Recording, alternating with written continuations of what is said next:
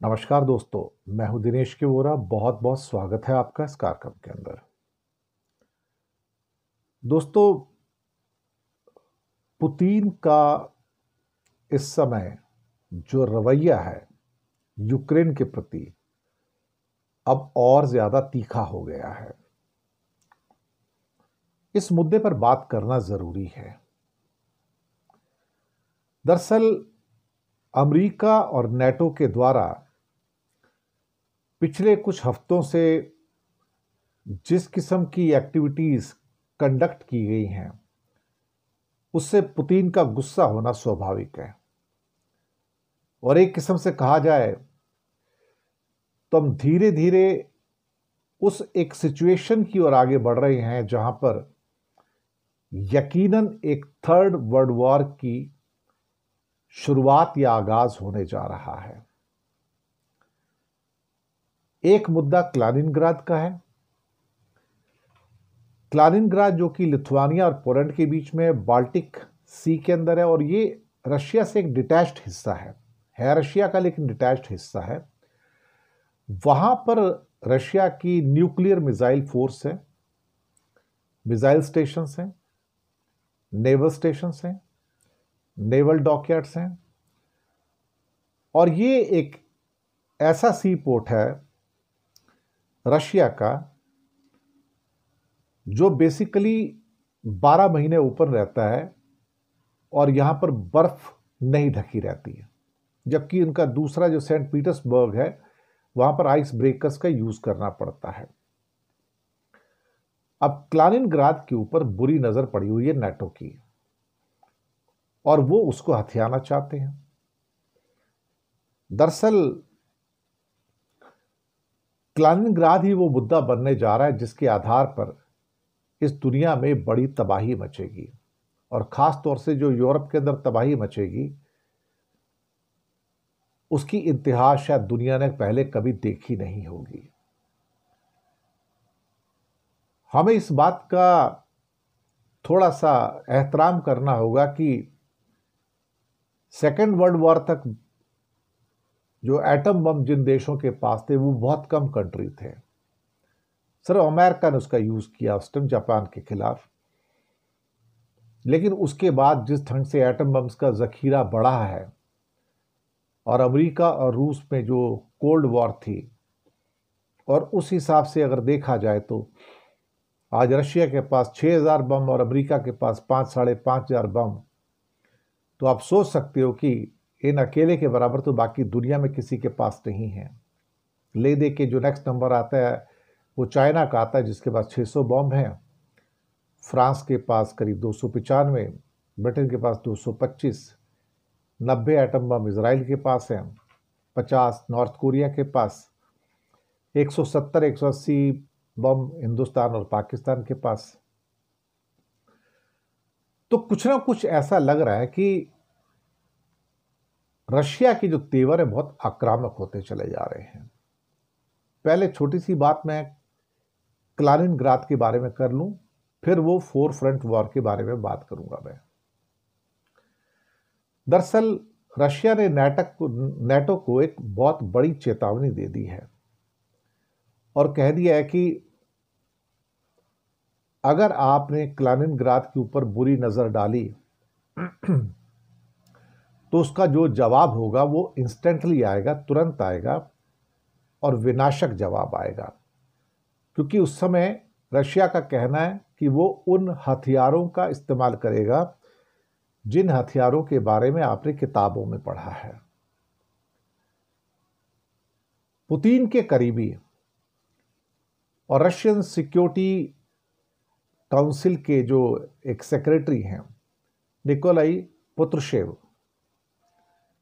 उनका भी कहना है कि क्लालिनग्राद के ऊपर अगर किसी किस्म का भी हमला किया जाता है तो फिर रशिया के पास दुश्मन को रोकने के लिए जो भी संसाधन है वो उसका इस्तेमाल करेगा, और किसी भी साधन का इस्तेमाल करने से हिचकेगा नहीं। ये एटॉमिक जो थ्रेटनिंग है पहले ही आ चुकी है।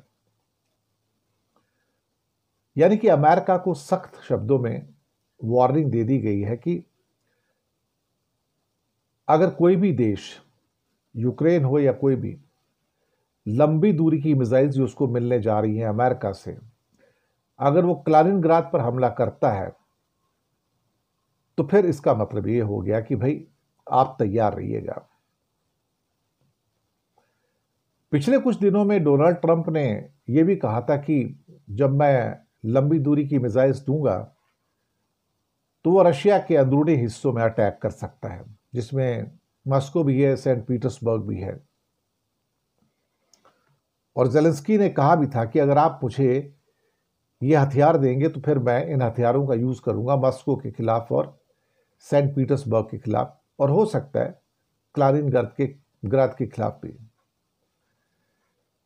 अब सवाल ही पैदा होता है कि क्लालिनग्राद एक ऐसा हिस्सा है जिसके ऊपर नेटो की टेढ़ी नजर है एक्चुअली, और उसको न्यूट्रलाइज करने के लिए रशिया के पास सारे प्लान सिस्टम तैयार हैं। नेटो कंट्री जितनी भी तैयारी कर लें, उनको बैठकर सोचना चाहिए कि अगर हमने ये कदम उठा दिया तो फिर उसका परिणाम क्या हो सकता है। उन्हें उन कॉन्सिक्वेंसेस के बारे में सोच लेना चाहिए। क्लालिनग्राद रूस का एक बहुत ही स्ट्रेटजिक तौर पर एक बहुत अहम हिस्सा है। जैसे मैंने पहले बताया कि बाल्टिक सागर के तट पर है, पोलैंड और लिथुआनिया के बीच में है, और यहां पर लंबी दूरी की मिसाइलें हैं, न्यूक्लियर सबमरीन्स हैं, एयर डिफेंस सिस्टम्स हैं, नेवी है, और चूंकि इसकी सीमाएं नेटो को छूती हैं तो अगर कोई इसको छूने की कोशिश करेगा तो एक बड़े टकराव की स्थिति यहां पर पैदा हो जाएगी। ये बात तो बिल्कुल सही है। अब फिलहाल नेटो देशों के अंदर रशिया की वार्निंग से हड़कंप मचा हुआ है, और यह तय हो रहा है कि रशिया जो है अगस्त महीने के अंदर, अगस्त भी समझो आ गया, 2 दिन दूर है, कि यूक्रेन को एक किस्म से जो विक्ट्री उसको हासिल करनी है यूक्रेन के ऊपर, ये फाइनल ऑपरेशन, फाइनल असॉल्ट शुरू होने जा रहा है। जी हां, ये फाइनल असॉल्ट अब शुरू करने जा रहा है।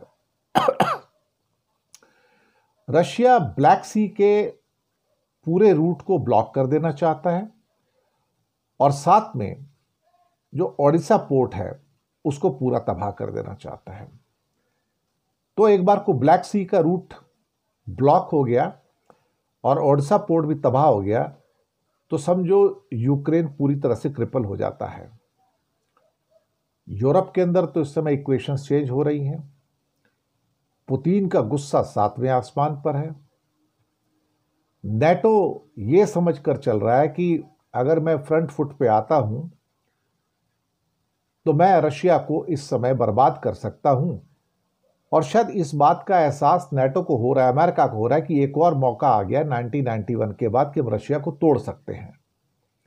मिलकर अटैक करें तो हम रशिया को तोड़ देंगे कई टुकड़ों में, जैसे पहले सोवियत संघ को तोड़ा था। लेकिन बस एक ही समस्या है, पहले 1991 में जो लीडरशिप थी वो गोर्बाचेव की थी, जो काफी कमजोर लीडरशिप थी। अब जो लीडरशिप है वो पुतिन की है, और पुतिन टिट फॉर टैट पे यकीन करता है। अगर नेटो फ्रंट फुट पे आता है तो फिर यूरोप को विध्वंस के लिए तैयार रहना चाहिए, और नेटो अगर यूक्रेन को लॉन्ग रेंज की मिसाइल देने जा रहा है जैसे कि फैसला किया है उन्होंने, तो फिर आप सोचिए कि इससे खलबली तो मचेगी ना। और पुतिन ने अपनी सिक्योरिटी काउंसिल की इमरजेंसी मीटिंग की है और एक ब्लू प्रिंट तैयार कर लिया है, नेटो से टकराने का ब्लू प्रिंट तैयार कर लिया है। अब यह ब्लू प्रिंट क्या है इसके बारे में बात करेंगे। वो अपने न्यूक्लियर हथियारों के साथ मिलिट्री एक्सरसाइज कर रहा है ताकि दुनिया में किसी भी इमरजेंसी की स्थिति में किसी भी कोने में न्यूक्लियर डिवाइस का यूज कर सके। रूस की जो मैसिव ईस्टर्न वॉर ड्रिल है 150 नेवल शिप के साथ में, उससे नेटो में हड़कंप मच गया है, क्योंकि सारा नेटो मिला ले तो भी उनके पास 150 नेवल शिप्स नहीं है। तो जमीन से, आसमान से और पानी से, तीनों से हमले की तैयारी रशिया कर रहा है। तो जल, थल और नभ, तीनों जगह से तैयारी है साहब। यानी कि मल्टीपल फ्रंट्स के ऊपर यह बात अब तय हो चुकी है कि उसने सारे के सारे जो वॉरशिप्स थे, फ्रिगेट्स थे, पानी में उतार दिए पूरे के पूरे। जाओ भैया, निकल जाओ अब तुम। और इस बार अपनी सभी न्यूक्लियर सबमरीन्स भी भेज दी हैं कि तुम भी जाओ, तैयार हो जाओ इस टाइम। साथ ही अपने बॉम्बर्स जितने भी बचे हुए हैं सबको रेडी कर दिया गया है। अभी बीचे बॉम्बर्स यूज भी किए उसने यूक्रेन के अंदर। तो रशिया ने संकेत दे दिया कि अब वो सभी कुछ यूज करने को तैयार है। यानी कि न्यूक्लियर वॉर के लिए फाइनल तैयारी, फाइनल ऑनस्लॉट है। अलास्का के अंदर रशियन बॉम्बर ने उड़ान भरी है। आर्कटिक के अंदर जो ओशन है वहां पे ड्रिल स्टार्ट की है। और आपको बता दूं, आर्कटिक ओशन के अंदर जो आइस ब्रेकर शिप्स होते हैं, वो रशिया दुनिया का एकमात्र ऐसा देश है जिसके पास 8 nuclear powered ice breaker ships हैं। 8। तो वो अपनी शिप्स को वहां से आराम से मैन्यूवर कर सकता है। बाल्टिक सी में उसने कलिनिंग्राद के पास अपना सुरक्षा घेरा भी बना लिया है। कैस्पियन सागर में ईरान के साथ ड्रिल कर रहा है। यानी कि जल, थल, नभ, जमीन, आसमान, पानी और पानी के अंदर भी रशियन ड्रिल्स चालू हैं। यह नाटो को बोल दिया गया कि कहीं से भी तेरे को अटैक करूंगा, आसमान से भी करूंगा, जमीन से भी करूंगा, पानी से भी करूंगा, पानी के नीचे सबमरीन से भी करूंगा मैं। ये जो सारी की सारी चीजें हैं, ये अमेरिका को भी अब परेशान कर रही हैं। चीन के साथ दोस्ती मजबूत है, नॉर्थ कोरिया तैयार हो रहा है, ईरान के साथ भी दोस्ती पूरी है, उसके साथ तो खास तौर से कैस्पियन सी में सारी तैयारियां चल रही हैं। और चीन के साथ साउथ चाइना सी के अंदर युद्धाभ्यास अभी नेक्स्ट करने जा रहे हैं। तो रशिया की जो मल्टीपल फ्रंट पर जो नेवल एक्सरसाइज है, 150 वॉरशिप्स, 120 एयरक्राफ्ट, 15,000 सैनिक, और ये सब Pacific ocean, Arctic ocean, Baltic ocean और कैस्पियन ओशन, कैस्पियन सी, ये 4 जगह पे, ये 4 पानी के जो फ्रंट है ना, यहां पे अपनी पूरी फोर्सेस लगा दी हैं। इसके अलावा रशिया ने अपनी 10 कोस्टल मिसाइल सिस्टम्स और मिलिट्री इक्विपमेंट की 150 यूनिट भी लगा दी हैं। रशिया को इस बात का एहसास हो गया है कि नेटो हथियार तो देता रहेगा यूक्रेन को, लेकिन जब भी यूक्रेन की तबाही का एक वार्निंग बेल आनी शुरू हो जाएंगी, तब नेटो फ्रंट लाइन पे आ जाएगा और तब वो पलटवार करेगा। तो रशिया ने उस पलटवार की तैयारी, एक किस्म से प्रिपरेशन जो है, अपनी तैयारी करके सामने रख ली है। और समंदर में जो अपनी ताकत है उसको बता दिया कि ये मेरी समुद्री ताकत जो है ना, न्यूक्लियर सबमरीन के साथ में, ये मैं तुम्हें छोड़ने वाला नहीं हूं। चक्रव्यूह तैयार कर लिया गया है। अब चारों दिशाओं में न्यूक्लियर सबमरीन भेज दी गई हैं। नॉर्थ में सेवरोमोस्क बेस है, वहां पर नॉर्दर्न फ्लीट को तैनात किया गया है। ईस्टर्न डायरेक्शन में व्लादिवोस्तोक पर पैसिफिक ओशन के अंदर जो पैसिफिक फ्लीट है उसको तैनात कर दिया गया है। वेस्ट में बाल्टिक सी के अंदर जो कलिनिंग्राद के पास है, वहां पर जो है अपनी फ्लीट को वहां भी तैनात कर दिया गया है। और इसके अलावा सेवस्तोपोल जो ब्लैक सी के अंदर है, साउथ में है, वहां पे ब्लैक सी फ्लीट जो है उसको तैनात कर दिया गया है। तो चारों दिशाओं के अंदर रशिया ने मजबूत घेराबंदी कर ली है। यानी कि सब जगह से वो यूरोप की ओर मार करेगा, बाल्टिक से भी करेगा, आर्कटिक से भी करेगा, कैस्पियन से भी करेगा, व्लादिवोस्तोक से भी करेगा और ब्लैक सी से भी करेगा। कहीं से छोड़ने वाला नहीं हुआ, आपको बताऊं। अब आईसीबीएम का प्रोडक्शन उसने बढ़ा दिया, जो लेटेस्ट हमारे पास इंफॉर्मेशन है। लॉन्ग रेंज हथियार वो बना रहा है, 5,000, 10,000, 15,000 किलोमीटर की स्पीड वाली जो दूरी वाली मिसाइल्स हैं, आईसीबीएम्स, इंटर कॉन्टिनेंटल बैलिस्टिक मिसाइल का प्रोडक्शन बढ़ा दिया है। और न्यूक्लियर सबमरीन की संख्या भी बढ़ रही है। 6 साल पहले ही रशिया ने इस प्रोजेक्ट पे काम किया था और न्यूक्लियर सबमरीन जो है वो बढ़ती चली जा रही हैं। रशिया ने अपनी 12 एसएलबीएम सबमरीन वॉर रेडी करके बिल्कुल तैनात कर दी हैं। 300 ICBM 300 inter continental ballistic missile जो बड़ी तबाही मचा सकती हैं, वो साइलो में अलर्ट पर आ चुकी हैं। और सिक्योरिटी काउंसिल के साथ पुतिन ने अपनी मीटिंग में अपना पूरा प्लान बना लिया है कि नेटो देशों को कहां कहां टारगेट करना है और किस किस जगह पर टारगेट करोगे तो उनकी जो है रीढ़ की हड्डी टूट जाएगी। रशिया की नेवल एक्सरसाइज से कई कंट्री बौखला गए हैं, गुस्से में हैं। इसमें अमेरिका भी है, Britain, France, Germany, Poland, Denmark, Finland, Sweden और जो 3 बाल्टिक नेशंस हैं, लिथुआनिया, लातविया और एस्टोनिया। मुझे तो कई बार ऐसा लगता है कि बाल्टिक सी की जो तीनों नेशन है ना, एस्टोनिया, लातविया और लिथुआनिया, ये पुतिन फिर से हड़प कर चला जाएगा, पूरा का पूरा छोड़ेगा नहीं। मैं आपको बताऊं, छोटे छोटे से बिल्कुल वापिस से रशियन उसमें आ जाएंगे पूरे के पूरे, और यूक्रेन भी आधा आ जाएगा। अब हर चीज जो है हाई अलर्ट पे आ गई है। अमेरिका सुनने में आया है कि अब यूरोप के अंदर अपने एटॉमिक हथियारों को तैनात करने जा रहा है। पुतिन की जो न्यूक्लियर सबमरीन की जो वॉर ड्रिल है, अब वो सीधा का सीधा संदेश है, भैया जी मैं तैयार हूं, तुम्हारे में अंदर हिम्मत है तो आ जाओ सामने। अब मुसीबत यह है कि नंबर बहुत ज्यादा है, जैसे कि 6,000 एटम बम का होना, ये अपने आप में पूरे अमेरिका और पूरे यूरोप की बर्बादी के लिए काफी है। पूरा कुछ नहीं बचेगा, सिर्फ धुआं ही धुआं बचेगा। अमेरिका भी पूरा बर्बाद और यूरोप भी पूरा बर्बाद। रशिया तो होगा ही होगा, क्योंकि अमेरिका मारेगा ना वहां पे, तो फिर भी कुछ ना कुछ तो बच जाएगा।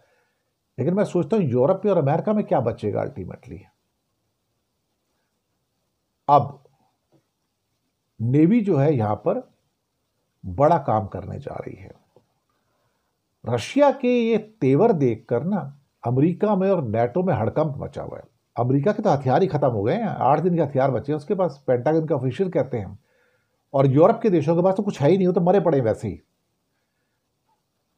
अब रशिया अगस्त के अंदर यूक्रेन का खात्मा करने जा रहा है और इसको लेके नेटो में खलबली कि यार ये बंदा ले गया, ये ठोक दिया इसने तो यार। और मुसीबत ये हो रही है कि यूक्रेन की हार नेटो की हार है। यूक्रेन की जो हार है वो नेटो की हार है। अब बोरई 1 की एक बैलिस्टिक मिसाइल सबमरीन है, बोरई 1, ये रशिया की सबसे हाईटेक सबमरीन है। और यहां से जो बैलिस्टिक मिसाइल निकलेगी उसकी रेंज है 10,000 किलोमीटर, यानी कि अमेरिका भी गया। एक और ऑस्कर 2 गाइडेड मिसाइल सबमरीन है, इसकी रेंज 2,500 किलोमीटर है। एक रोस्तव ऑन डॉन नाम की एक और अटैक सबमरीन है, इसकी रेंज 3,500 किलोमीटर बैलिस्टिक मिसाइल की। एक और डेल्टा 4 बैलिस्टिक मिसाइल सबमरीन है, इसकी रेंज 8,300 किलोमीटर की है। और यूक्रेन के नीचे ब्लैक सी जो है, वहां पे भी जंगी बेड़ा तैनात हो गया है। दरअसल रशिया ब्लैक सी के रूट को ब्लॉक कर देगा, ओडिशा पोर्ट को तबाह कर देगा। और इस हिसाब से देखा जाए तो कीव को भी कब्जा करके अपने कब्जे में ले लेगा। सूमी में इस टाइम युद्ध चल रहा है। सूमी कोई बहुत ज्यादा कीव से दूर नहीं है, तो सूमी से कीव जाने की भी तैयारी है। रशिया ने अब फैसला कर लिया कि पूरा का पूरा यूक्रेन हड़पना है, कुछ नहीं छोड़ना, जब जो करना कर लो, वर्चस्व की लड़ाई है। रशिया लगातार मैसेज दे रहा है कि यूक्रेन को नेटो में शामिल नहीं करना है। अगर तुम उसको नेटो में शामिल कर रहे हो और खुलेआम लॉन्ग रेंज के हथियार दे रहे हो तो भैया फिर तैयार रहो। तो ये जो सुई घूम रही है ना इस टाइम, अभी जो यूक्रेन की ओर है, ये घूम के सीधी नेटो की ओर जा रही है, यूरोप की ओर जा रही है, और फिर बचने के कोई चांस नहीं है यहां पे। ये बात तो बिल्कुल सही है। तो ऑलमोस्ट चारों फ्रंट के ऊपर जो है इस टाइम तैयारी है, नॉर्थ ईस्ट वेस्ट साउथ कुछ नहीं छोड़ रहा है। और साथ में जब युद्ध बड़ा हो जाएगा नेटो के साथ तो चाइना तो आएगा ही आएगा, ये तो होना ही है ना फिर, क्योंकि फिर तो वर्ल्ड वार है। अगर 32 देश नेटो के एक साथ आते हैं तो फिर नॉर्थ कोरिया और चाइना भी आएगा साथ में, फिर पूरा विनाश है, फिर तो कुछ बचता ही नहीं ना अल्टीमेटली। तो हमें तैयार रहना होगा एक मेगा वॉर के लिए, जो शायद कहीं से भी दुनिया के लिए अच्छी तो नहीं कही जा सकती, लेकिन पुतिन ठोक देगा सबको और पूरे यूरोप को ठोकने जा रहा है। और ऐसा ठोकेगा कि 50 साल तक यूरोप उठेगा नहीं उसके बाद में, मैं आपको बता दूं, लिख के रख लो आप। और अमेरिका भी ठोकेगा और उसके भी कई टुकड़े होंगे, अमेरिका भी नहीं बचेगा। मैं आपको बताऊं, ये आदमी जिसका नाम ट्रंप है, यकीन मानो ये अमेरिका का गोरबाचेव है, ये इसके टुकड़े करके जाएगा, 10 टुकड़े करेगा अमेरिका के ये, और अमेरिका बचेगा नहीं उसके बाद में। ये तो होना ही है, ये तो लिख लीजिए आप। तो ये थी हमारी पेशकश। बताइए प्रोग्राम कैसा लगा, फीडबैक दीजिएगा, और इसके अलावा चैनल को सब्सक्राइब कीजिएगा। हो सके तो छोटी आर्थिक मदद कर सकते हैं, नीचे हमने आपके लिए UPI number, bank account number दिए हैं, किसी एक को चुनकर छोटी सी मदद करेंगे तो अच्छी पत्रकारिता को बचाने में आप हमारे सहयोगी बनेंगे। धन्यवाद।